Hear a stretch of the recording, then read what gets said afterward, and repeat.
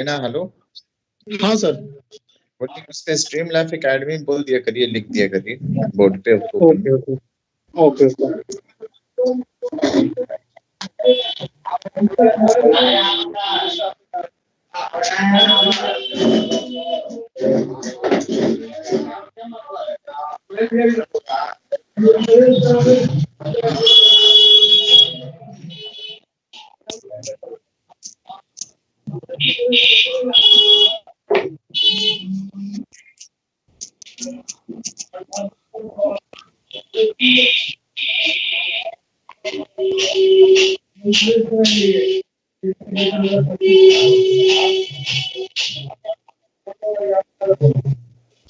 मेरी आवाज सभी तक पहुंच रही है?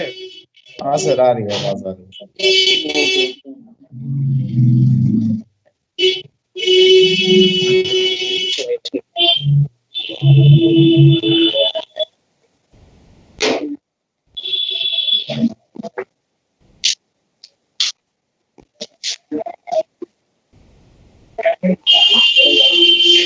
देखिए, आज का जो टॉपिक होगा हम लोगों का वो सिंपल इंटरेस्ट से रिलेटेड क्वेश्चंस रहेगा।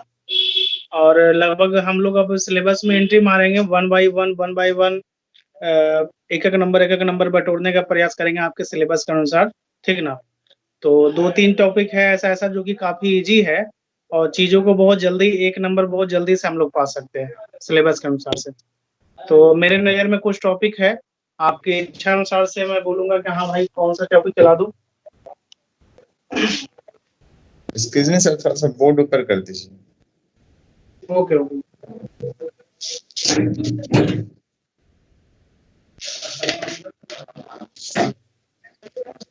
थोड़ा बोर्ड और ऊपर कर ले, ठीक है? हाँ ठीक है सर, ठीक है। हाँ हाँ ठीक है, परफेक्ट। चलिए ठीक है। अच्छा ये बताइए, कुछ छोटा छोटा चैप्टर है आपके सिलेबस के अकॉर्डिंग, कुछ छोटा छोटा चैप्टर है जैसे कि दिया हुआ है आपका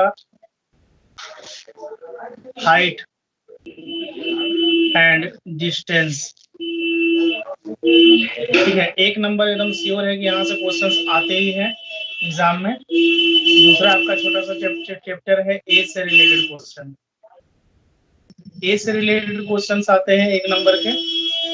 तीसरा हम कह रहे थे एएसआई से रिलेटेड क्वेश्चन, एकदम इंपॉर्टेंट क्वेश्चन है, एकदम श्योर आएंगे तो आएंगे। एएसआई सीआई से क्वेश्चन, अगर एक नंबर इससे पूछ रहे तो एक नंबर इससे भी पूछ सकते हैं, ठीक है। तो आप ये बताओ कि आपको पढ़ना कौन सा चैप्टर है, किससे हम स्टार्ट कर दे आपकी इच्छा अनुसार से जो काफी इजी रहे।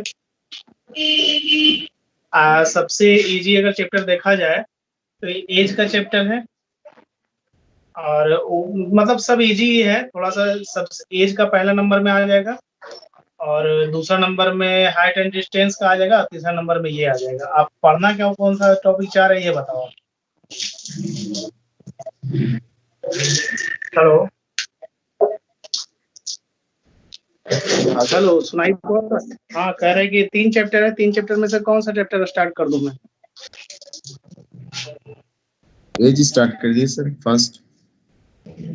फर्स्ट वाला हाइट एंड डिस्टेंस। हाँ height and distance, yes sir. Okay ठीक है, हाइट एंड डिस्टेंस दे देता हूं मैं।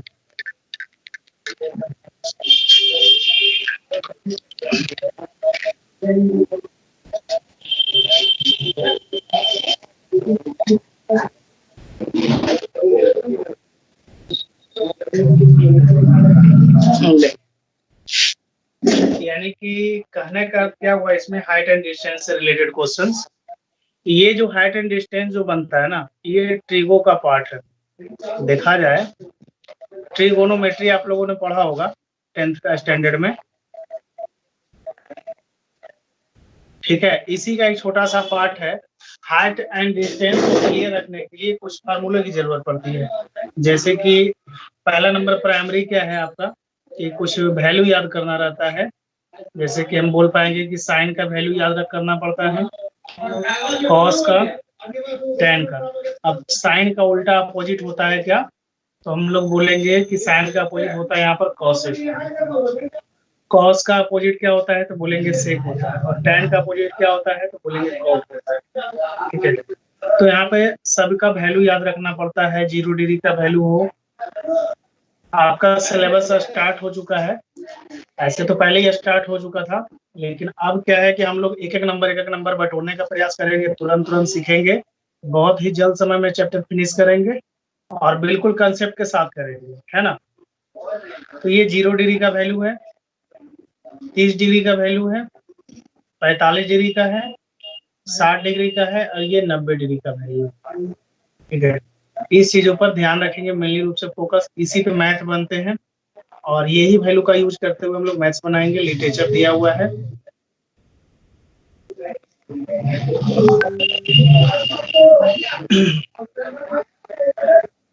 कहता है साइन 0 डिग्री का वैल्यू कितना होता है, तो मैं बोलूंगा यहाँ पे सर यहाँ पे 0 होता है जी, याद करना पड़ेगा आपको।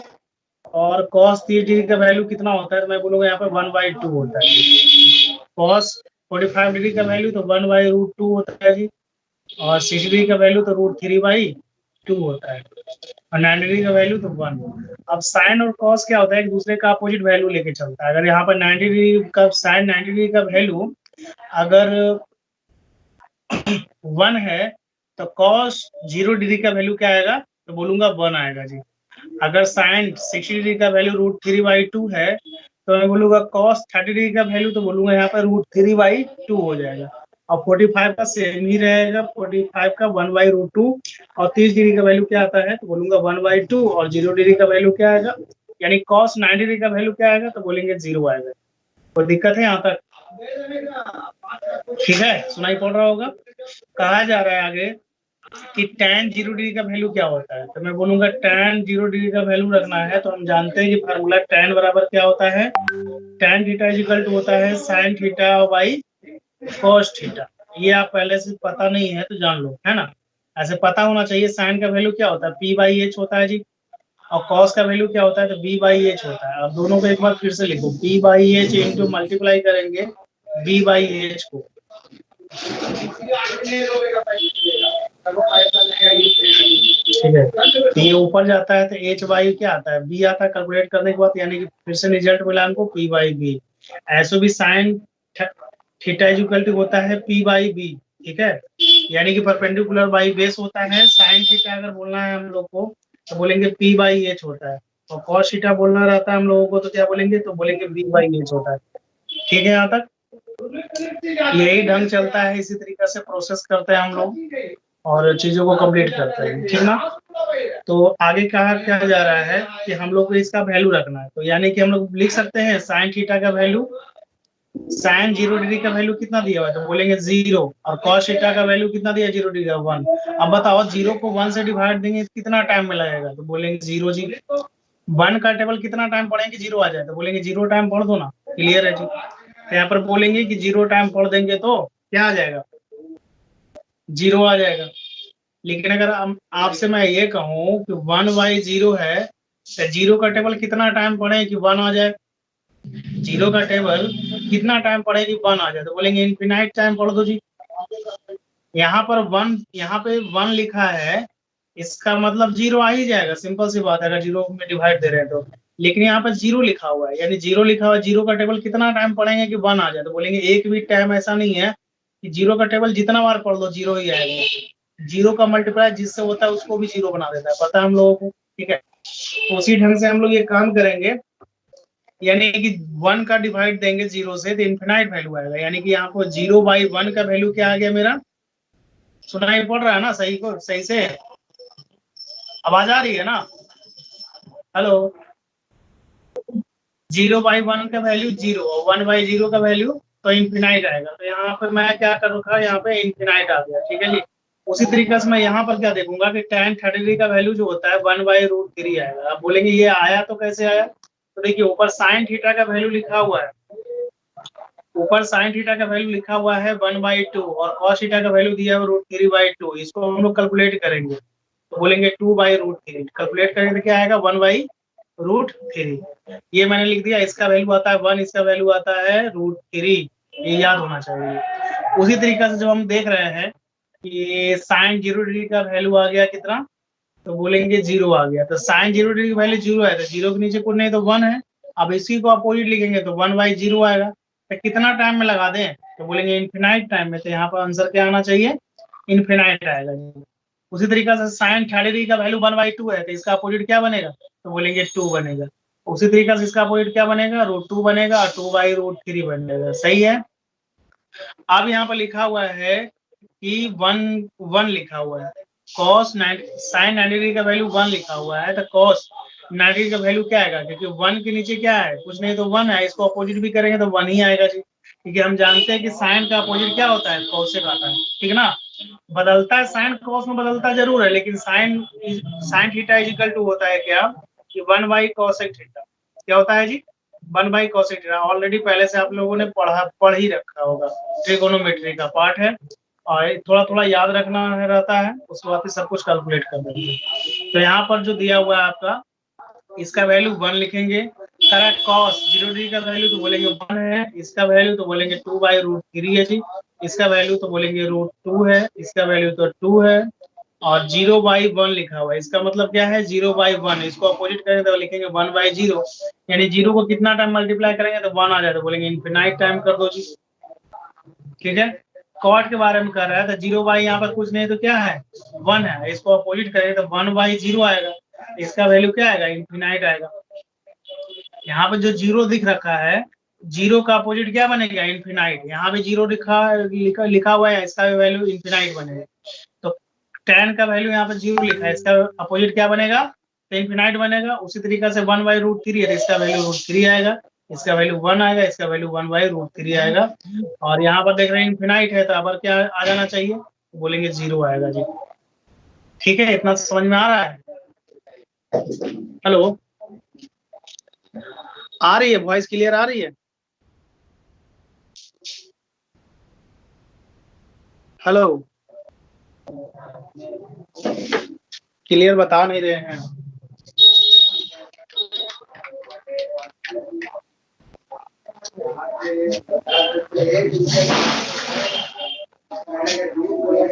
इसे उतार लो जी, इसे लिखना है तो आप लिख लो, ठीक है।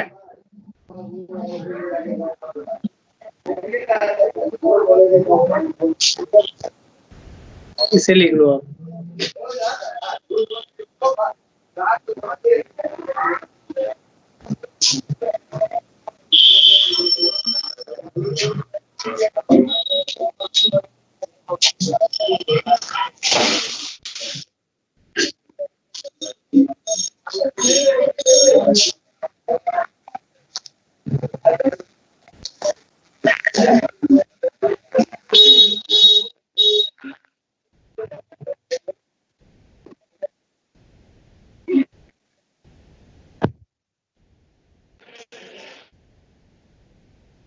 हेलो, हेलो, कुछ रिप्लाई नहीं मिल रहा है, इसे आप उतार लो, स्क्रीनशॉट लेना, स्क्रीनशॉट ले लो।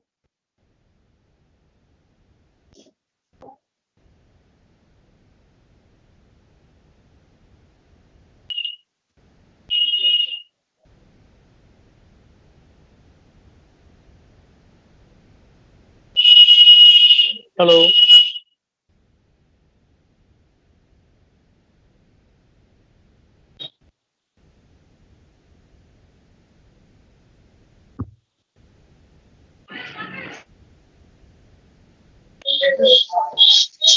चलिए ठीक है जी। तो मैं थोड़ा आगे बढ़ता हूँ इससे रिलेटेड क्वेश्चंस पे।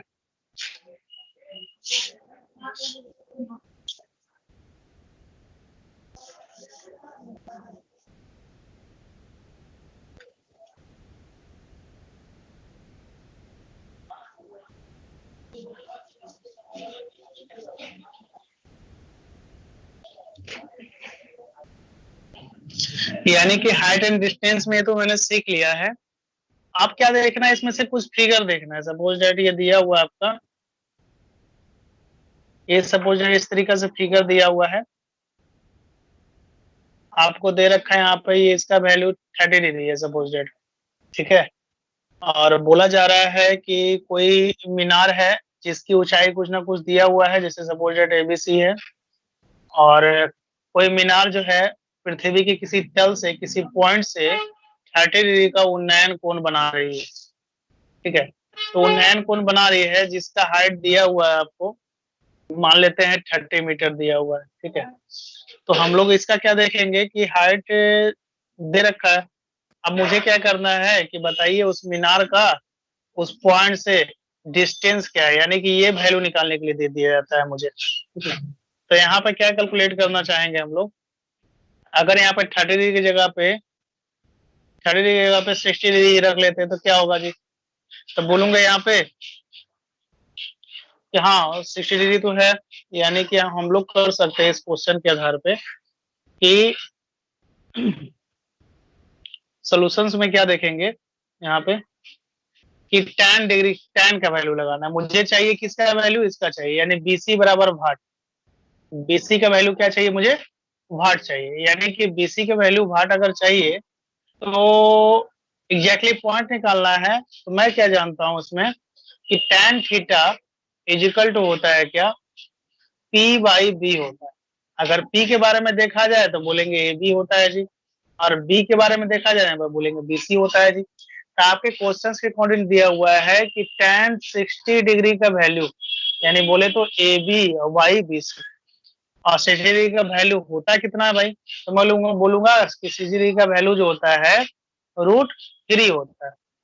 AB का वैल्यू क्या लिख रखा है क्वेश्चन में, तो बोलूंगा यहाँ पे 30 दिया हुआ है, BC का वैल्यू पता नहीं है जी, है ना। तो हम लोग क्या करेंगे, एक दूसरे से मल्टीप्लीकेशन करेंगे इस तरीके से, और इस तरीके से मल्टीप्लीकेशन करेंगे तो देखेंगे यहाँ पर कि BC बराबर क्या होगा, 30/√3 आएगा। ठीक है, अब इसको हटाने के लिए क्या करेंगे, तो √3 से ऊपर नीचे कंजुगेट मल्टीप्लाई करेंगे, जस्ट लाइक। तो दोनों को जब हम मल्टीप्लाई करते हैं एक दूसरे से तो यहाँ पर क्या आएगा कि 30 क्या आएगा नीचे 3 और ऊपर में √3। इसको इससे कैलकुलेट करेंगे हम लोग, तो आपका आंसर आ जाएगा 10√3, यानी कि BC का जो वैल्यू आएगा आपका, ये आंसर हो जाएगा जी। ठीक है, अगर इस ढंग से क्वेश्चन दे दिया जाए तो ये तो हुआ बनाने का ढंग कि आप ये सीख गए हैं, ये हुआ आपका बनाने का ढंग। लेकिन अगर एक छोटा सा तरीका में अगर हम लोग देखना चाहें ट्रिक के अनुसार से, ट्रिक अप्लाई करना चाहें तो क्या होना चाहिए, तो बोलेंगे सर यहाँ पे 60 डिग्री है, 60 डिग्री का वैल्यू क्या होता है, तो बोलेंगे √3। 60 डिग्री का वैल्यू क्या होता है, √3। तो बोलेंगे डायरेक्ट करेंगे कि 30 का कंपेयर करेंगे √3 से। ठीक है, और मल्टीप्लाई करना है क्या, √3/2 होता है। 60 का जो वैल्यू होता है तो बोलेंगे √3/2, यानी कि ये जो है वैल्यू दिया हुआ इधर का और ये जो वैल्यू दिया हुआ इधर का। ठीक है, और मल्टीप्लाई करना है 1 से, इसको हम लोग कैलकुलेट करेंगे और आंसर प्राप्त करेंगे। ठीक है, बिल्कुल सही। तो इसको हम लोग करना चाहेंगे तो क्या कर सकते हैं हम लोग, यानी कि 30√3 और मल्टीप्लाई √3/√3 से 10 टाइम में, यानी कि 10√3। ये ट्रिक का अप्लाई करेंगे हम लोग। काफी छोटा में बन चुका है, ये लॉन्ग मैथ है, ये ट्रिक के द्वारा काफी छोटा में बन चुका है। तो यही सीखेंगे चीजों को काफी कम टाइम में कैसे हम लोग कैलकुलेट कर पाएंगे। ठीक है, ये ढंग है चीजों को करने का। हेलो, चलिए यहाँ तक तो ये सही है। अगला हम लोग लेके चलते हैं, कुछ क्वेश्चन उतारना चाहेंगे तो आप उतार सकते हैं, और किस ढंग से कर पाते हैं आप। 1 मिनट के लिए दे रहा हूँ, उसके बाद फिर मैं आगे बढ़ूंगा, ठीक ना।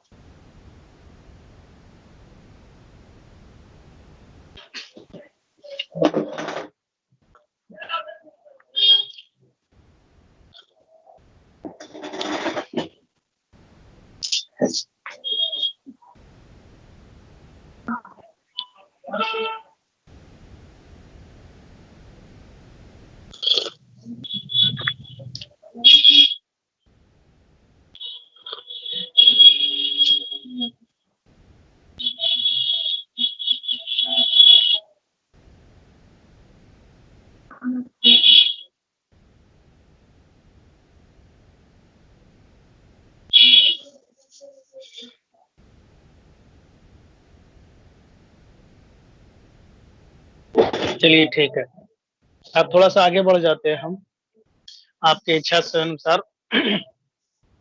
अब क्वेश्चन इसी पैटर्न पे आते हैं, यही ढंग का आता है। एक काफी छोटा सा पोर्शन है और देखा जाए तो टिपिकल टाइप के भी क्वेश्चंस आते हैं, वो फिगर के स्टैंडर्ड पर डिपेंड करता है कि क्वेश्चंस क्या रखा है, बोल रखा है, उसी के अनुसार से आपके लॉट ऑफ क्वेश्चन इस तरीके से मिलेंगे हम लोग। जैसे कि दिया रहेगा आपका ये वैल्यू दिया रहेगा 30 डिग्री का वैल्यू दिया रहेगा, आपका इसका वैल्यू दिया रहेगा 20 मीटर दिया रहेगा, ठीक है। और बोला जाएगा कि आप इसका वैल्यू निकालो, ये निकालने के लिए बोला जाएगा, इसको निकालने के लिए बोला जाएगा।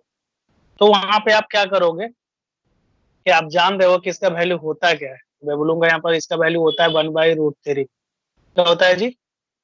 बोलूंगा यहाँ पे 1/√3, यानी कि 1 जो है ऊपर में जाएगा और √3 क्या जाएगा यहाँ पे, तो बोलूंगा यहाँ पे नीचे में जाएगा जी, √3 नीचे में जाएगा। यानी कि हम लोग को पूरा फिक्स कर चुके हैं कि 20 का कंपेयर किससे करना है, तो बोलेंगे √3 से करना है और मल्टीप्लाई करना है 1 से। तो देख रहे हैं कि नहीं हो पा रहा है, तो ऊपर भी √3 और नीचे भी √3 कर देंगे। अब चीजों को क्या देखेंगे यहाँ पर कि 20/3 √3, ये आपका आंसर हो जाएगा जी, अगर इस ढंग से क्वेश्चंस रहा तो। ठीक है, बिल्कुल ऐसे ही करेंगे हम लोग चीजों को।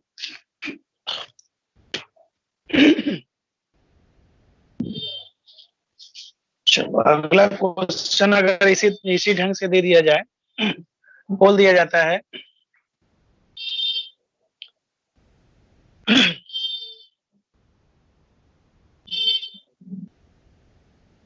ये 45 डिग्री है और 45 डिग्री का वैल्यू दिया हुआ है, तो 45 डिग्री का वैल्यू दिया हुआ है, यहाँ पर 1 दिया हुआ है जी।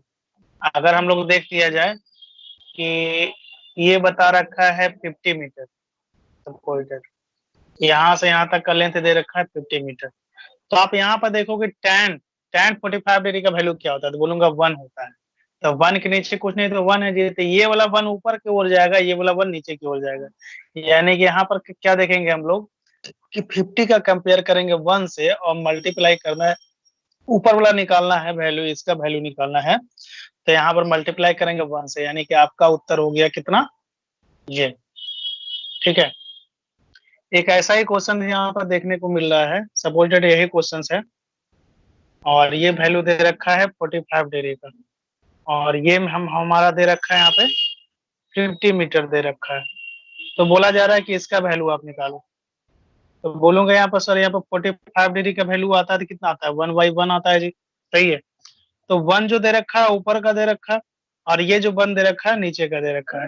ठीक है, यानी कि कहने का अर्थ क्या हुआ कि 50 का कंपेयर करेंगे किससे, हम 1 से, और निकालना रहे किसका, मेरा इसका। तो आप जानते हो पाइथागोरस थ्योरम के द्वारा कि ये जब भी होता है तो परपेंडिकुलर होता है, ये जब भी होता है तो परपेंडिकुलर होता है। परपेंडिकुलर होने के कारण से इसका जो वैल्यू आएगा वो हम लोग जानते हैं कि एच इज इक्वल टू क्या होता है, तो बोलेंगे p² प्लस b²। तो p का वैल्यू 1 है, b का वैल्यू भी 1 है, दोनों को स्क्वायर करूंगा तो क्या आएगा, तो बोलेंगे 2√2 आएगा।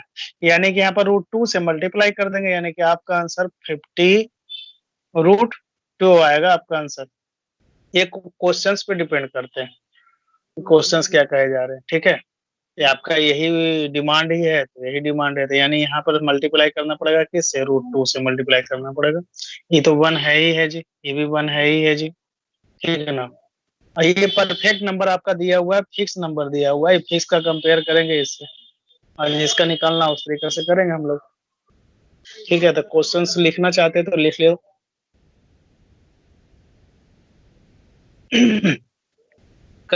क्लास के बाद कुछ असाइनमेंट दे दिया जाएगा आपके द्वारा।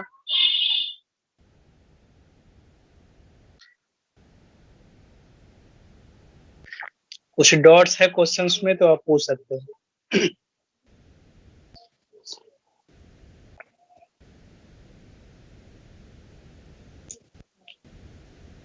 ठीक है,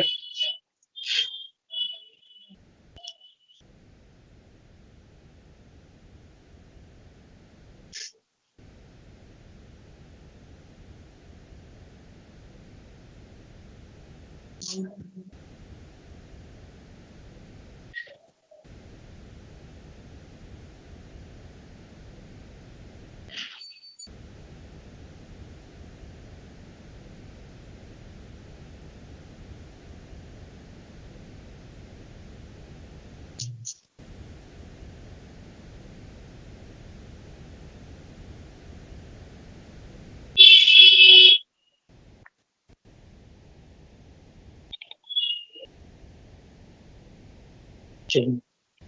आगे बढ़ते हैं।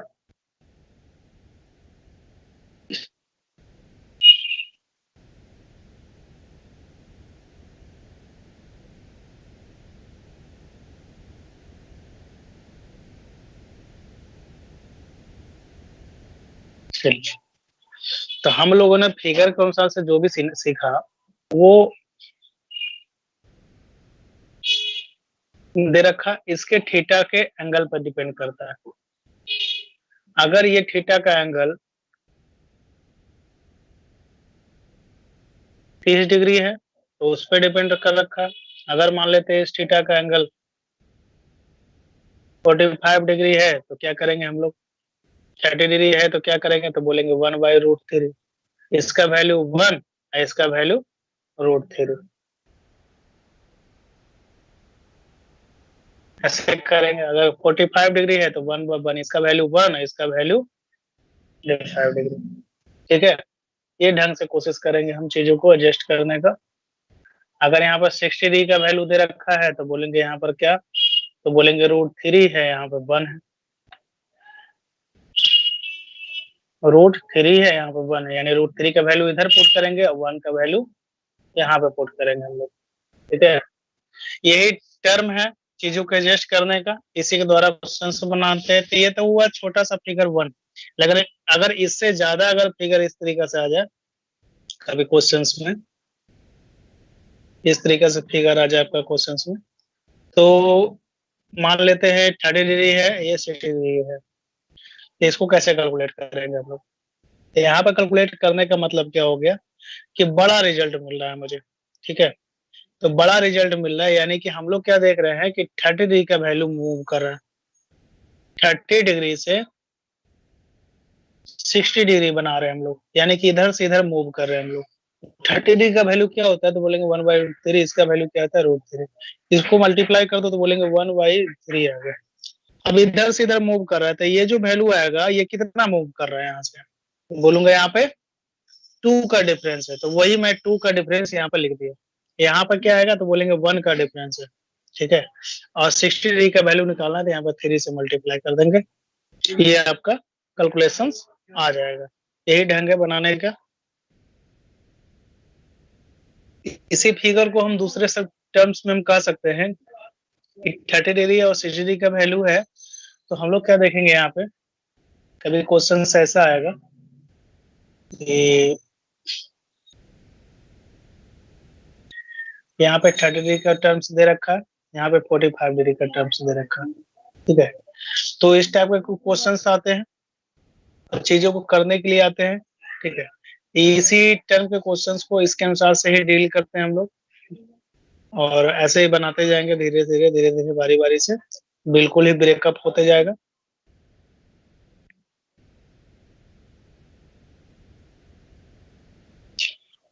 ये आपका हो गया 4th टर्म, 1 2 3 4, ये हो गया आपका 5G।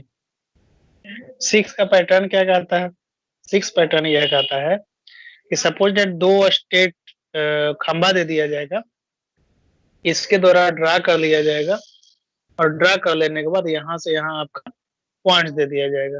ठीक है, तो एक छोटे से खंबा का लेंथ दे दिया जाता है यहाँ पे, एक बड़ा सा खंबा का लेंथ दे दिया जाता है यहाँ पे।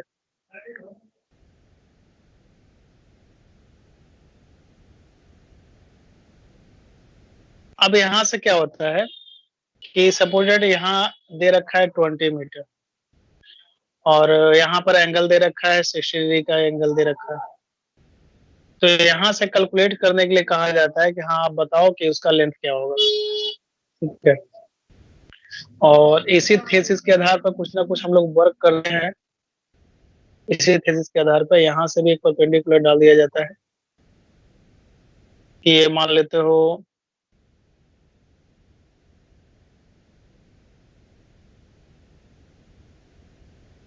ये 30 डिग्री है और ये 60 डिग्री है। इसी थीसिस के आधार पर क्वेश्चंस बनते हैं चीजों को ब्रेकअप करने के लिए, और यही ढंग से चीजों को यूज भी किया जाता है। ठीक है, और यही सब स्टैंडर्ड आते हैं। 7 स्टैंडर्ड आपको देख लिया जाए, एक क्वेश्चन और टर्म आते हैं इस ढंग से। एक लाइट बोला जाएगा क्वेश्चन में कि एक लाइट है, लाइट के द्वारा किसी दो कोई व्यक्ति जो है इधर से देख रहा था तो इसका एंगल कुछ बनता है, इधर से देख रहा था इसका एंगल कुछ और बनता है।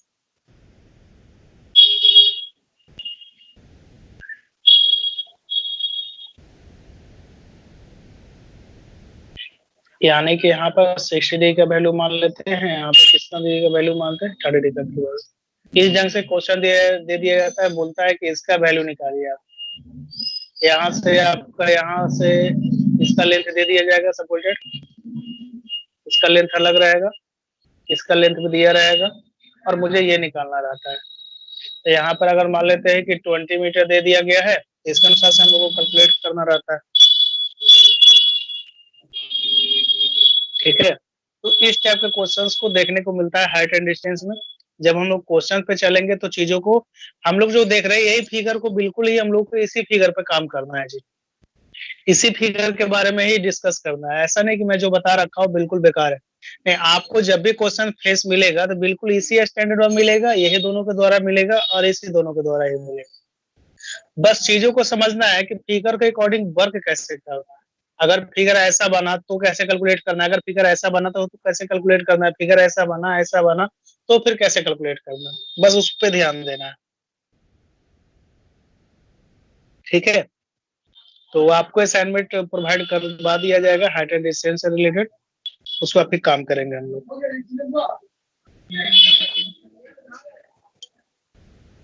उतारना चाहते हैं तो उतार सकते हैं आप, चीजों को एडजस्ट करना चाहते हैं एडजस्ट कर सकते हैं आप, जैसा आपका इच्छा।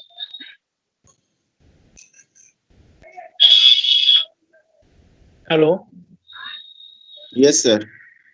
कह रहे हैं कि वॉइस उधर से तो कुछ आ नहीं रहा था, सिर्फ अपना थ्योरी ही दे रहे थे हम।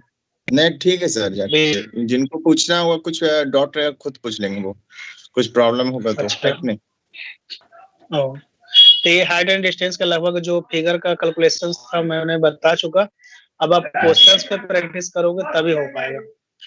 तो मैं क्या करूंगा कि मेरे पास कुछ अगर क्वेश्चंस लिखा हुआ है तो उसे सेंड कर लूंगा, और नहीं तो फिर बुक के द्वारा फॉलो करवाया जाएगा।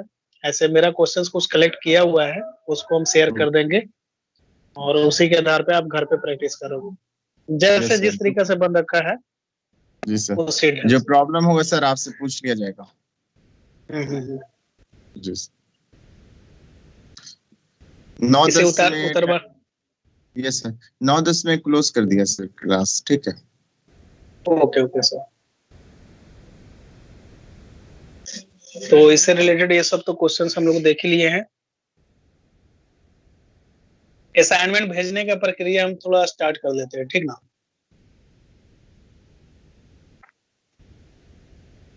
Yes sir.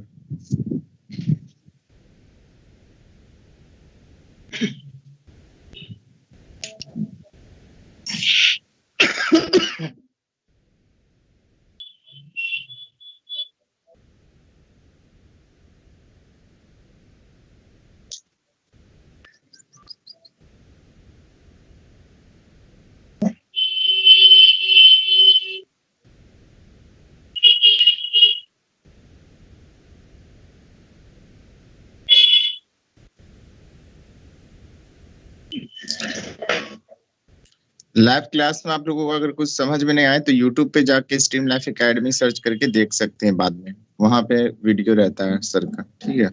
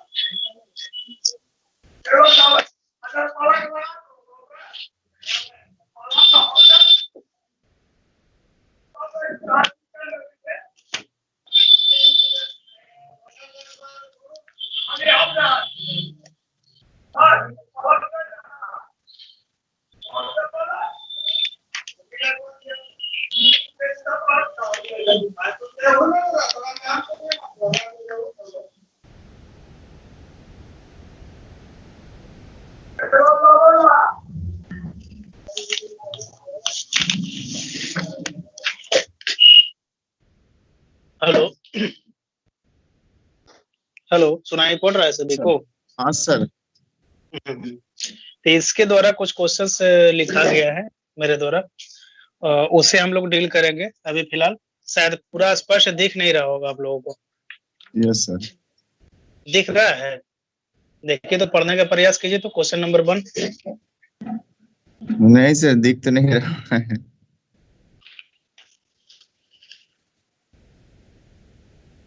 आप दिख रहा होगा ना? अब दिख रहा है ना? हाँ, अब हेलो, दिख रहा है। Yes sir. अब दिख रहा है। देखिए पहला नंबर क्वेश्चन दिख रखा है, सुनाई तो पड़ रहा होगा बिल्कुल क्लियर ही। Yes yes yes sir, voice आपको, क्लियर। हाँ तो क्वेश्चंस को हम पढ़ देते हैं, आप सिर्फ ध्यान से सुनिए। क्वेश्चंस क्या कहा जा रहा है कि कहता है क्वेश्चंस नंबर 1 में कि 6 फीट लंबा आदमी की छाया बताया जा रहा है। जैसे कि कोई आदमी है, सपोज दैट,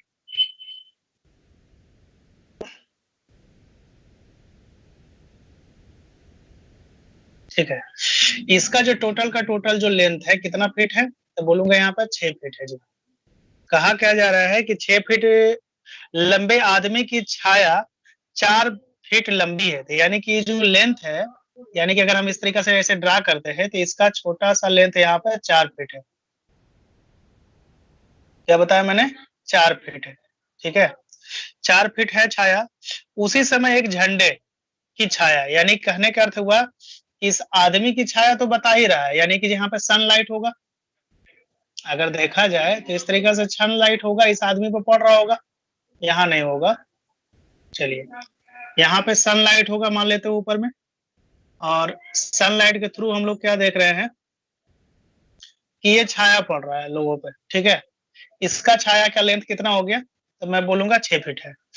और यही सनलाइट है जो एक और खंबा है दिया हुआ, जैसे कि फिर से हम क्वेश्चन ट्राई करने का प्रयास करते हैं कि जो आदमी दिया हुआ है इसका लेंथ मान लेते हैं कि 6 फीट है, ठीक है। और ये अपने द्वारा 4 फीट का, अपने द्वारा 4 फीट का छाया बना रहा है, ठीक ना। फिर क्वेश्चन कहता है उसी समय एक झंडे की छाया, मतलब एक झंडा दे रखा है इस तरीका से। अब ऐसे ऐसे समझ लो, ऐसे कुछ भी झंडा समझ लो। तो इसका भी छाया के बारे में कह रहा है कि उसी समय एक झंडे की छाया 50 फीट लंबी है, यानी इसकी छाया के बारे में कह रहा है कि 50 फीट लंबा है। क्या बता रखा है कि 50 फीट लंबा है। तो उस झंडे की ऊंचाई क्या होगा, यानी इसका एज पूछ रहा है। यानी कि कहने का क्या अर्थ हुआ, आगे तक जाएगा यहाँ पे। कहने का क्या अर्थ हुआ कि जो सनलाइट है, जो सनलाइट पड़ रहा है, यहाँ भी लाइट जा रहा है, यहाँ भी लाइट जा रहा है, एक के द्वारा, सनलाइट के द्वारा। तो इसको बनाने का जो ढंग है, यानी कि इसका एज निकालने का प्रयास कर रहा है कि इसका हाइट क्या होगा। तो हाइट अगर निकालना चाह रहे हैं तो हम लोग कंपेयर क्या करेंगे कि इसका जो छाया है दिया हुआ 50 फीट है, इसका छाया कितना दिया हुआ है, 4 फीट दिया हुआ है। अगर इसका हाइट निकालने के लिए तो इसके हाइट को मल्टीप्लाई कर देंगे हम लोग डायरेक्टली, ठीक है। तो 2 से 2 टाइम में, और 2 से कितना टाइम में, 25 टाइम में, 2 से 1 टाइम में, 2 से कितना टाइम में, 3 टाइम में, यानी कि 75 बोलेंगे हम लोग, ठीक है। क्या बोलेंगे? 75, यानी कि 75 फीट हमारा जो है इसका हाइट आ जाएगा जी। यानी कि इस झंडा का जो हाइट है कितना है, 75 फीट है। इस टाइप का क्वेश्चंस को बिल्कुल इस ढंग से करेंगे। और इससे रिलेटेड और भी क्वेश्चन दे रखा है छाया से रिलेटेड। ये हुआ क्वेश्चन नंबर 1 आपका। क्वेश्चन नंबर 1 के बारे में हम लोग चर्चा किए हैं, और इसी ढंग से क्वेश्चन नंबर 2 के बारे में देखेंगे। और जब आप क्वेश्चन नंबर 1 बनाएंगे तो फिर क्वेश्चन नंबर 2 भी मिलेगा आपको, क्वेश्चन नंबर 3 भी इसी ढंग से मिलेगा। और आपका स्टैंडर्ड जो है आगे बिल्कुल इसी ढंग से जाएगा, ठीक ना। और यही ढंग से क्वेश्चंस को करेंगे हम लोग। कुछ दिक्कत आएगा तो कल के क्लास में आप पूछ सकते हो, ठीक है? ओके ओके, ठीक है, तो क्लास ड्रॉप करते हैं हम, आज इतना ही।